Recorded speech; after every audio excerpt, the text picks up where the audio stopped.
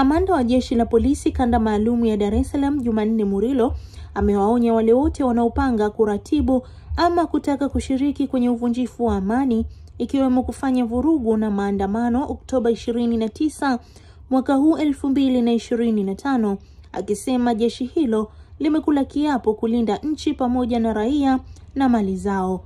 Kamanda Murilo ametoa kauli hiyo leo Oktoba 24 mwaka huu 2025 wakati wa kongamano la vyuo na vyuo vikuu kuelekea uchaguzi mkuu wa Oktoba 29 mwaka huu 2025, kongamano lililofanyika kwenye ukumbi wa Ubungo Plaza na kuwashirikisha wanafunzi wa shule za sekondari, vyuo na vyuo vikuu, akiwataka vijana pia kuwa waangalifu na kutafakari kuhusu misukumo na mihemko yao kulingana na aina ya makundi ama watu wanaoambatana nao. Ili uwe na nafasi kesho ya hicho unachokitarajia katika mtizamo wa kiuchumi au political space au social, lazima leo itengeneze.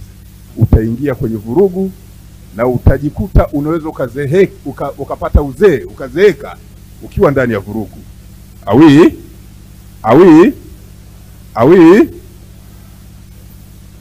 vijana mna nafasi na fursa kubwa sana, lakini pia mnao nafasi ya kujitafakari sana katika misukumo ya mihemuko ambayo mnakuwa nayo kulingana na aina ya makundi au watu ambao unashiriki nao katika mawazo tofauti tofauti.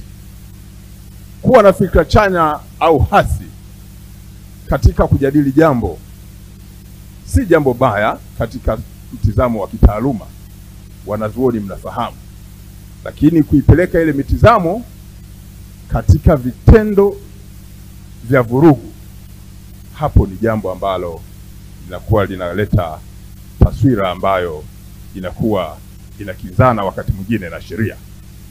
Zipo principles zile za waliosoma sijui kama bado hizo vitabu wanavisoma watu kina Marx na kina Lenin wakati ule, zile principles za the law of negation of negation, yani vitu vinakuwepo kwa kusababishana. Yani wewe unanisababisha nifanye kitu fulani kwa kufanya kitu fulani.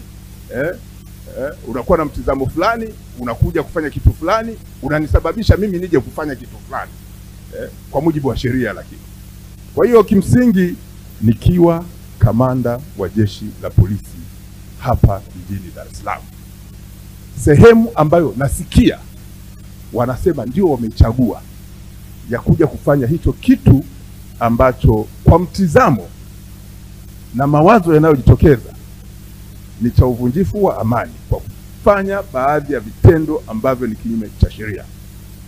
Na sisi kwa sababu tumeapa, maana sisi tunaapa law enforcement agencies, kabla kufanya haya majukumu tunaapa kwanza kuilinda nchi, pili kuwalinda watu, tatu kulinda mali halali za watu. Yani nyinyi mna mali zenu, hata simu, hata kibegi, kwamba mtu asichukue. Sasa kwa sababu sisi tumeapa, tunawaeleza tutatimiza majukumu yetu ya kuhakikisha kwamba watu wanakuwa salama.